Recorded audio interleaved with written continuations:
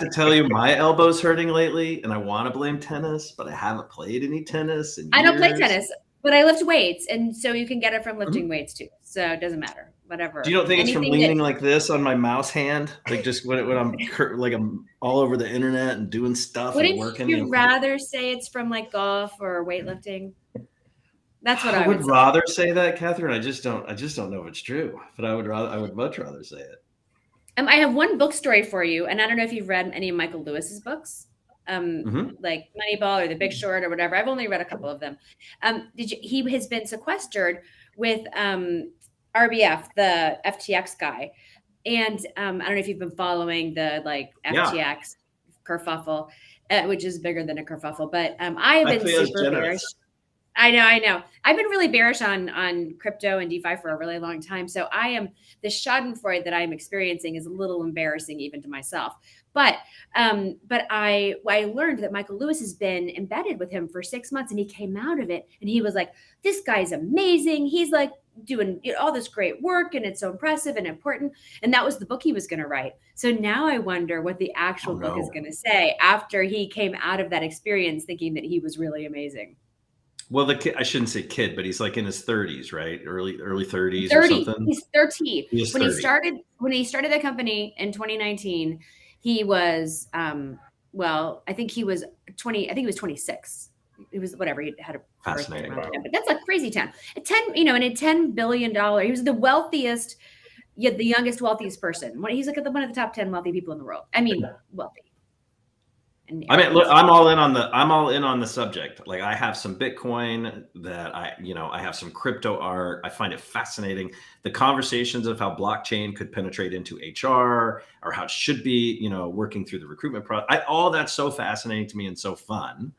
But I haven't seen a lot of that rubber hitting the road. And then when this hit the news in the last week or so, there's not enough news coverage.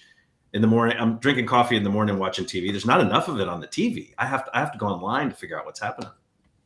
I only heard so I listen to NPR on my way to work in the morning, and I only have a 7-minute commute, so I don't hear a lot. But I was surprised that this morning was the first time I'd heard them cover it. I was like, I feel like you should have been talking about this before, NPR. Like, this is a big deal. Anyway. Yeah, you would think. All right. Well, are we ready to jump in? Because we're going to talk about equity and equity. I'm ready. Right. Okay. Well, here we go. Welcome to the CXR channel, our premier podcast for talent acquisition and talent management. Listen in as the CXR community discusses a wide range of topics focused on attracting, engaging, and retaining the best talent. We're glad you're here.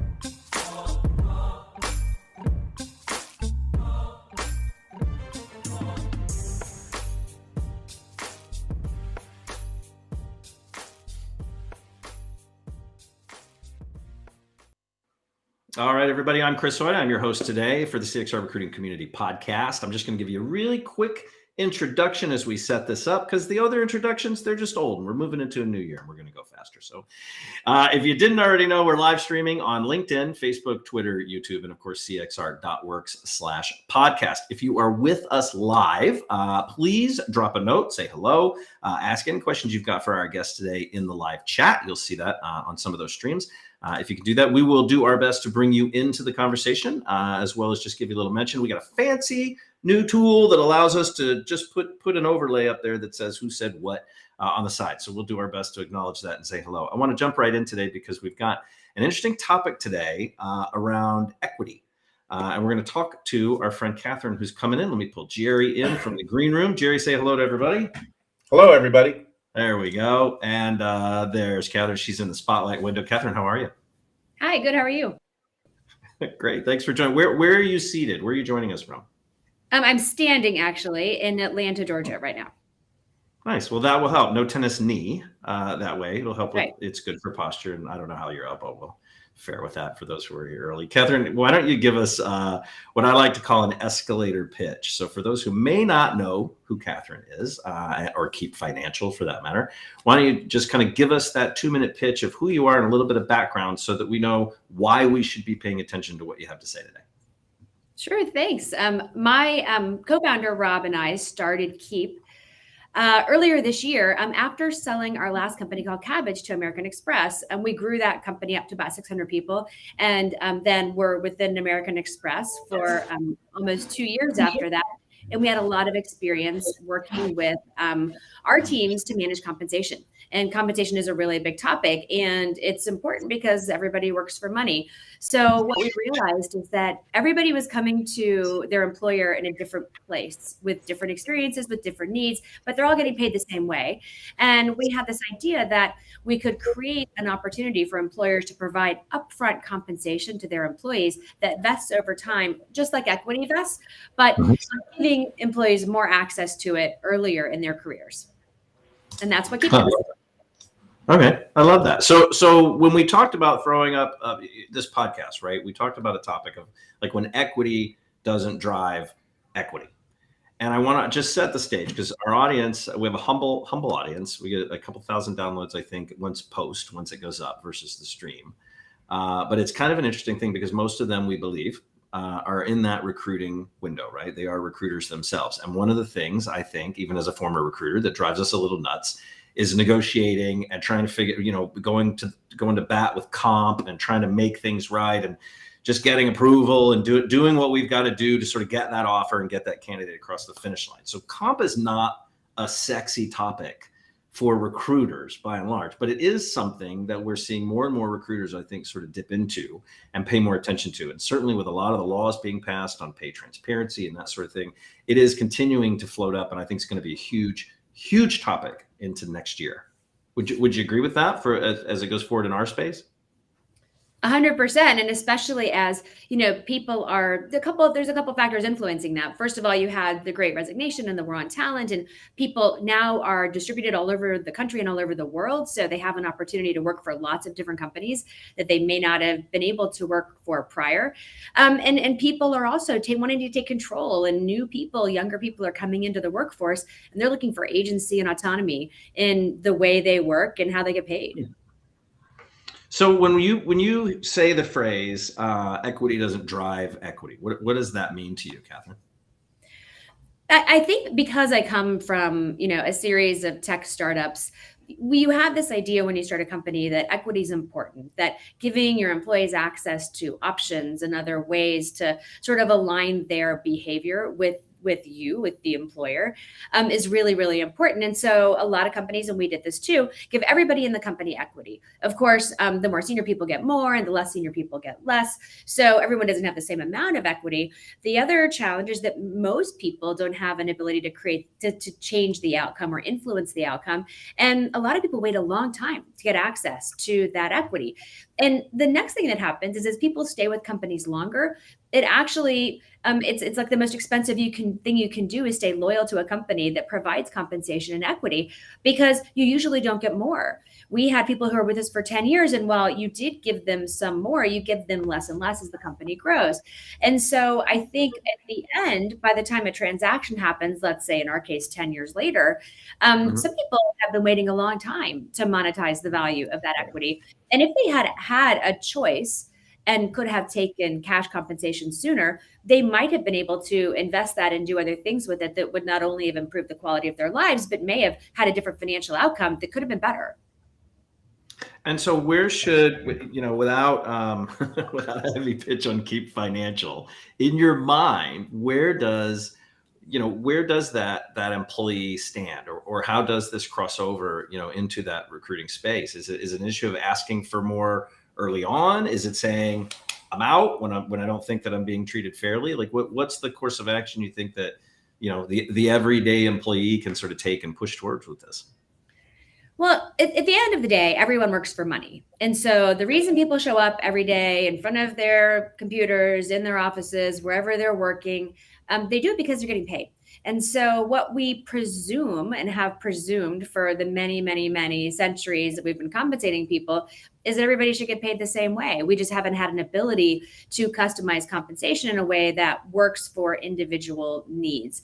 And you might have 4 people who are doing the same job, but they all come from a different position. Some of them are older, some are younger, some have families, some don't, some have student debt, some of them don't, some of them like to travel, some of them don't. Everybody is in a different place, and they may want their compensation compensation to reflect that. So I think as HR leaders, especially when you're looking at attracting and retaining talent, figuring out ways to be flexible with compensation is one way to make sure that you find and keep the best talent. But I've got a real question here for you too, because you're talking about the individual and how they perceive that just in the context of what they need to put food on the table, to get some wealth and all of that kind of stuff. But they're also in the context of work with a lot of other people. And I'd really like your take on the fact that my perception of what's fair in part is based upon what I know about what other people like me are also getting. And if it's a lot more or a lot less, it impacts my perception on whether I'm being fairly treated.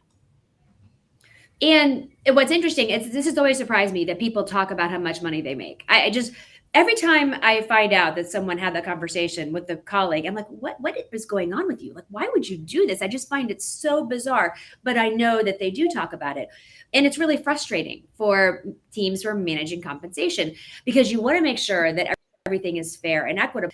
I think that people would find it more fair. And Shopify did this recently, actually. They announced that they're going to allow their employees to decide how much they get in equity versus cash compensation versus bonus. They don't have to worry about having that conversation with their colleague about how much they're getting paid, because everyone is doing it differently. That conversation starts to look a little bit different. The conversation looks a little more like, well, what did you do about equity? How much did you take? What percentage? You can talk about it in ways that aren't quite as, I would say, demotivating when people learn more about how much other people make. Yeah, I think the topic of transparency and with compensation is complicated, right? It's really easy for us to say we should throw salaries into job postings. We see people already kind of skirting the intent of that by putting these $200,000 pay gap or pay steps right in that posting. But I think there's a lot of, to your point earlier, Kathryn, I think there's a lot of nuance in determining how we make an offer and what we offer a candidate. And one thing that I think a lot of the regulations aren't addressing is the total comp aspect too, right? Versus just this transparency into base salary. Totally agree. And this other interesting thing happens with base compensation, which is when it's a very competitive job market, all of a sudden base salaries go through the roof. And then what happens is the people who stayed with you feel like they're not being paid fairly because new people came in doing the same job or a similar job and they're making more money. And then you wind up leveling everybody up. If you use different tools to compete in a job market other than base compensation, then it allows you to, sort of manage your fixed expenses with a little more predictability, and then, use other tools, whether it's equity or other forms of cash compensation, to manage the fluctuations in value. Yeah, it's an interesting conversation. I spoke with a talent leader maybe about a month or so ago, and they said they had done a complete internal analysis of how could they get to true equity from a compensation standpoint for their existing employees across the board. And they said in 1 year to get there, they could do it in 1 year. And Jerry, I know Jerry has a stat. I always forget what the years are, but was it 70 years or 700? What is it?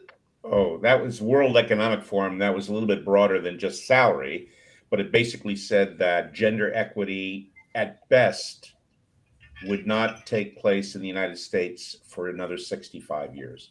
Yeah. So this organization says, and they're a financial institution, they're not small, said that they could get to internal pay equity across the board in 1 year, but it would cost them $17 million, which is quite staggering. I mean, I don't know who that's, you need more details, but I don't know who that speaks more about. Yeah. Right? What is that as a percentage of their budget? I don't know. How many people are impacted? It's hard to know what that But it means. is interesting. But that apparently is sitting in the C-suite desk somewhere for consideration as do they do it in a year? Do they take their time over 5 years? Or to Jerry's stat that he shared from the WAF, is it 70 years? Let's just pace it out. Or do all those people who are telling each other how much they're making just form a union and start something up? It's funny you should say that, because I've been saying that about what I call young people, because I'm old. But I feel like the people who are newer to the job market have effectively over the last couple of years unionized without Yes. doing so formally. And you've seen it play out, I think, especially with return to office, that people are saying, I'm not going to the office. I like working from home. I'm doing my thing the way I want to do it. And if you make me go back to the office, I'm going to go find another job. And so I think that's been a really interesting turn of events, or how employees are taking control of how they want to work. And I think we're going to see it happening more and more with how they want to get paid. So I think if we really understand what outputs are in a corporation, and obviously it gets very complex in some areas, but where we can understand what the output is, we could work much more fairly in terms of identifying what you get for that output and what control you have over where and when and how you do that to make that output take place. Totally agree. And also, do you see more of it? When people feel like they have agency and autonomy, do you see that there's more output? Sorry, Chris, I didn't mean to interrupt you.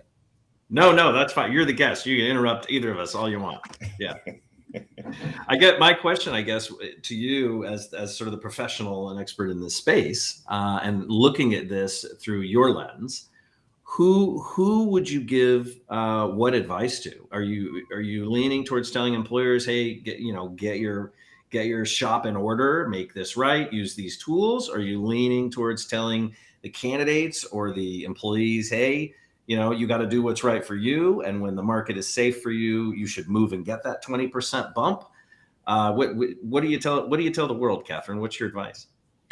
I think there are three things. I think the first thing you need to do is talk to your people, talk to your employees, and find out what they want. Find out where they're happy, where they're not happy with their compensation, and find out and ask them open-ended questions. Like, how would you like to be compensated? What's important to you? Is it more important to you to work fewer hours and get paid the same amount? Is it more important to you to feel like you are, part of the team and your interests are aligned because you have equity? Ask them how they want to get paid. I think that is a really interesting is a really interesting way to learn more about your workforce, especially as it continues to change, as all of them do. I think the second thing you have to think about is, what is the actual cost of the compensation that you provide? If you provide bonuses, how hard is it to go through the process to figure out what the bonuses should be, that they're fair, that people did the work that they were supposed to do? What's the cost of going through that process?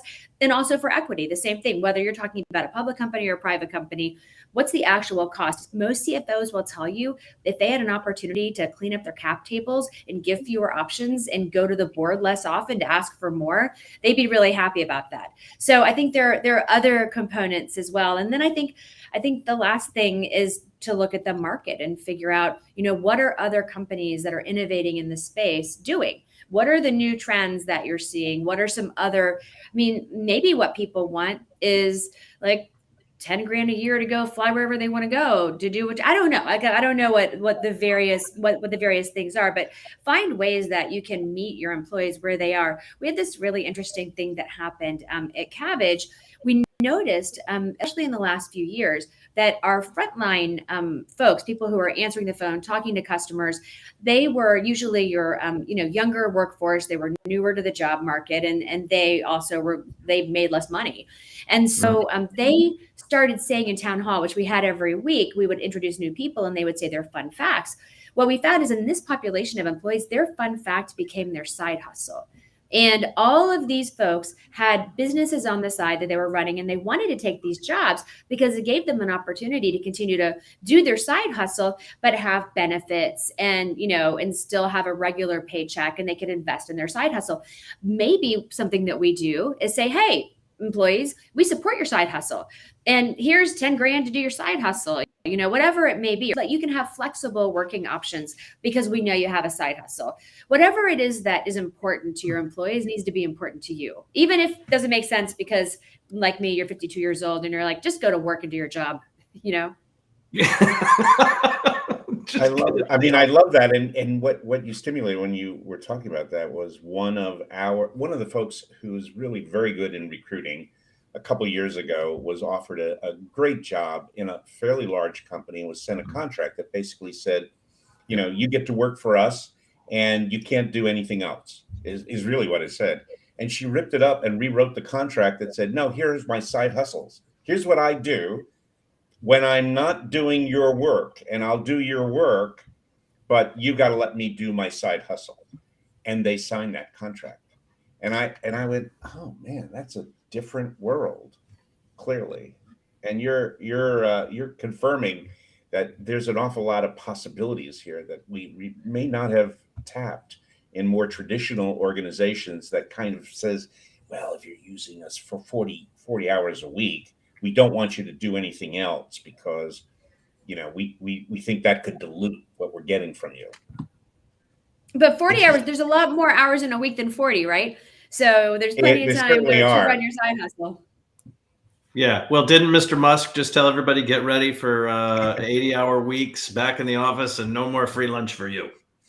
So he's redefining non-exempt. I think he's redefining asshole, but that's a whole different topic.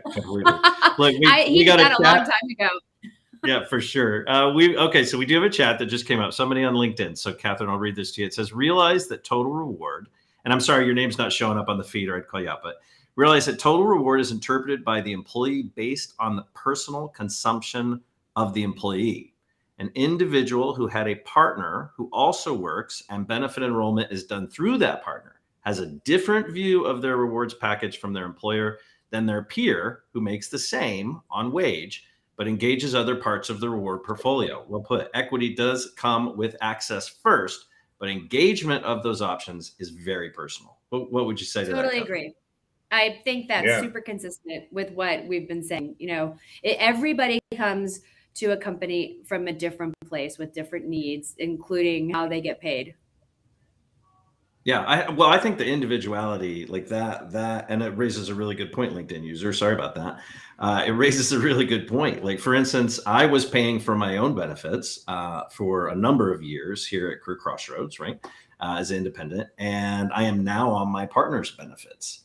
So I have, there's a very different scenario there than I would not have even thought of before. Right. And it means my needs are now different from Career Crossroads than they were previously. And I have very different expectations of what my benefits may need to be. And if you do that, if you change your benefits and your employer, let's say, will pay for your benefits, but you're using your spouses or your partners because that is better than what your employer can provide, you're still thinking to yourself, they'd be spending $1,000 a month on me on insurance, but they're not. So, like, what's up, man? Why don't I get some of that? Where's the customization? Where's our money go? Yeah, I think that's a great call out. Like, here's a set amount of money, and you can spend it however you want for your own internal. But is anybody doing that? I haven't heard of anybody sort of taking that stance. Have either of you? I haven't. Not when it comes to just health insurance. Efforts. Right. I think you see efforts being made to help people better understand what the benefits costs are and the extent to which you're using a fair amount of those. But I haven't really seen anybody just say, here's a pool and, check the boxes that make use of the pool. And if you go beyond that, then you're paying pieces of that for yourself. I'll give you another example. Which is 401ks and student loans.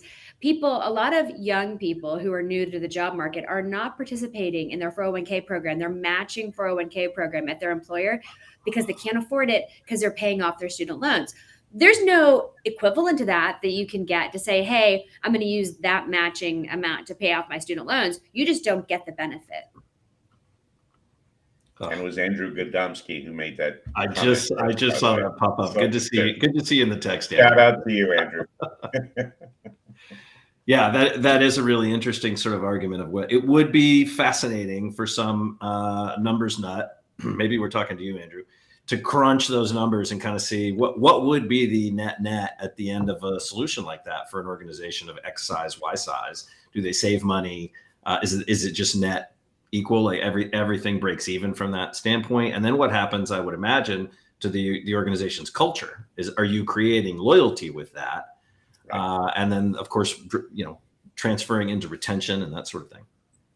And it is important. I mean, most of the things that you see today with total rewards there's not a retention built in per se. There's retention if there are RSUs or options or other forms of equity issued that normally carries a retention component. And bonus is only retention if you wait long enough to get your bonus. But we all know that people are more likely to stay when there's something they have to give back rather than something might happen in the future. So, I think that's an important point, measuring the retention value of the various compensation options that you make available to your employees. Interesting. Look, Kathryn, I'm going to ask it out of the left blue sky. I'm going to ask you a question we hadn't talked about. Anecdotally, Jerry and I have been talking to a number of folks who are ready for a move. And then obviously we've been talking to countless folks who are being forced into a move right now, right? With the job market being what it is. But we are seeing anecdotally at the director level, candidates are starting to ask about their exit when being hired on, because yes, comp is important, but people are also now trying to my interpretation of this is they're starting to take a stance on their stability. And so whereas normally we see these golden parachutes at the C-suite, I think at the director level now, we're starting to see some people say, well, what happens if you decide you overhired and I'm out in a year? How will you take care of me? What guarantees do I have? Please put those in writing here. So are you also seeing anything like that or rumblings of like that yet? Or is it early days, or are we just seeing some crazy chat with our friends? It really is so driven by industry. I think, in the tech environment in particular, people are more likely to ask for more because there's just, historically, I think those entities have been more flexible and frankly provided more rich compensation packages probably than others may have. And it depends on the role that you have, the level that you are, how many years of experience. I think because there's been this strategy that a lot of employees have had over the last, I would say 6 to 8 years of laddering, where they leave their jobs every 2 years because they're moving up in the organization. So they'll take a stretch job at a tech company and then they'll parlay that into the same role at a bigger company where they can demonstrate that they actually know how to do it. Then they move up to a better job at a tech company that's a stretch job, and they keep moving back and forth. And I think people who have that mentality aren't as likely to ask for something when they leave, because they are probably going to be the ones doing the leaving before they get laid off. Yeah, interesting. Well, okay. So Kathryn, I want to thank you so much for your time today. But before we let you go, I have to ask you the question that we ask all of our guests. Kathryn, if you were going to write a book about this topic, about the state of things today, what would you title that book? I think I would call it "We All Work for Money." We all work for money. Okay. And here's my follow-up question. Who gets the first signed copy? Obviously you do, since you asked the question. Oh, that's so nice. I think listeners, I think you guys are listening to the show before and it's starting to take off. Has anybody written a book based on this? Yeah, just give the book to Chris or Jerry. It'll be fine. I don't think I can send you two. It's fine. Books are too long, has been my observation, especially business books. They're way too long. My "We All Work for Money" thing, I would say 70 pages max. I'm thinking somewhere between 70 pages and a TikTok video for me. I kind of need a little more. That's a good point. I'll have to up my TikTok game for that. Oh, I can't do the TikTok. I just can't. I got to draw a line somewhere. Look, Kathryn, thank you so much. Much gratitude. We're so grateful that you joined the show today, and we could share. For those, I hope you noticed Kathryn's LinkedIn profile. You can get on there and jump in. I'm just gonna say thank you to everybody who dialed in and listened. This will be up on the old Spotify and all those other places that you listen to shortly.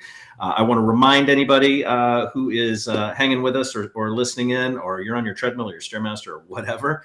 We got a lot going on at cxr.works/events. You can see what's ahead as we round out the year. And I want to remind you too, if you or somebody that you know in the recruiting space has been displaced or is looking for a job change, we have a job board up at cxr.works/jobs. There are, as of this morning, over 200 recruiting jobs around the world. A lot of them are virtual, and they're at some pretty reputable companies, if we do say so ourselves. So I would encourage you to check those out. And if you're not in that market, please take that link and pass that on into your network, because we're just recruiters trying to help recruiters. So with that, I want to thank everybody, and we're just going to say we are out of here. Bye, everybody. Bye-bye. Thanks so much. Thanks for listening to the CXR channel. Please subscribe to CXR on your favorite podcast resource and leave us a review while you're at it. Learn more about CXR at our website, cxr.works, facebook.com and twitter.com/careercrossroads, and on Instagram at careerxroads. We'll catch you next time.